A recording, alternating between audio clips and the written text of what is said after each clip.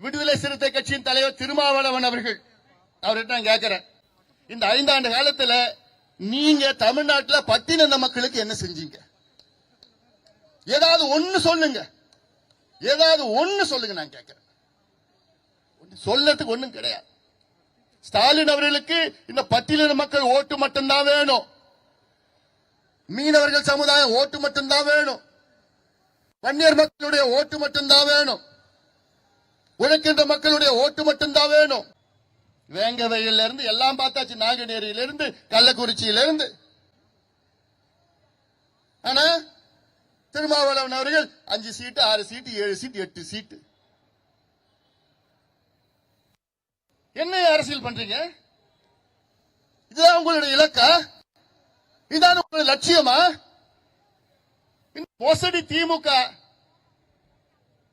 உங்களுக்கு மரியாதை கொடுக்கிறாரா ஸ்டாலின்? இல்ல.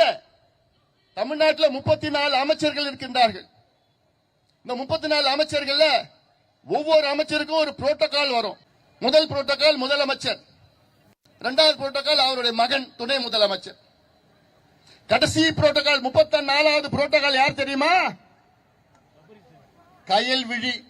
யாரு? பட்டியலினத்தை சார்ந்தவர். எந்த புரோட்டோகால்? அப்புறம் 32வது புரோட்டோகால். 32வது புரோட்டோகால் யாரு? இன்னொரு பட்டியலினத்தை சார்ந்தவர், அந்த வேந்தன், மதிவேந்தன். யாரு? பட்டியலினத்தை சார்ந்தவர். இதைத்தான் திமுகவும் ஸ்டாலினும் பட்டியலின மக்களுக்கு செய்கின்ற மரியாதையா?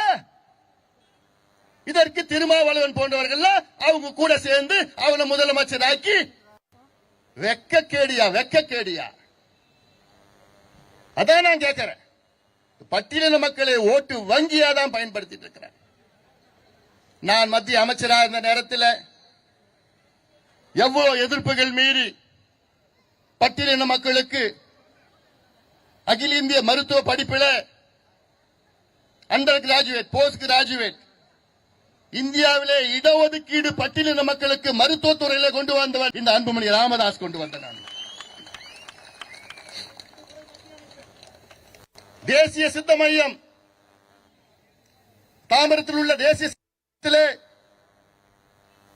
அயோத்தியதாஸ் பெயரை வைத்தவன் இந்த அன்புமணி ராமதாஸ். பாட்டாளி மக்கள் கட்சிக்கு கிடைத்த முதல் அமைச்சர் பொறுப்பை பட்டியலினத்தை சார்ந்தவர் தலித் எழில்மலைக்கு கொடுத்தது பாட்டாளி மக்கள் கட்சி. திமுக எப்ப தெரியுமா கொடுத்தாங்க? திமுகவுக்கு வயசு இன்னைக்கு 75 வயசு. எங்க கட்சிக்கு வயசு 36. இவ்வளவு நாளா திமுக ஆண்டுட்டு இருக்கிறாங்க. திமுக எப்ப தெரியுமா ஒரு பட்டியலினத்தை சார்ந்த, ஒரு தாழ்த்தப்பட்ட இனத்தை சார்ந்த ஒருத்தருக்கு அமைச்சர் பதவி, மத்திய அமைச்சர் பதவி கொடுத்தாங்க தெரியும்? எப்ப தெரியுமா கொடுத்தாங்க? திமுக 1999 கொடுத்தாங்க. பாட்டாளி மக்கள் கட்சி எப்ப தெரியுமா ஒரு பட்டியலினத்தை சார்ந்தவர்களுக்கு அமைச்சர் பதவி கொடுத்தாங்க, மத்திய அமைச்சர் பதவி கொடுத்தாங்க தெரியுமா? 1998.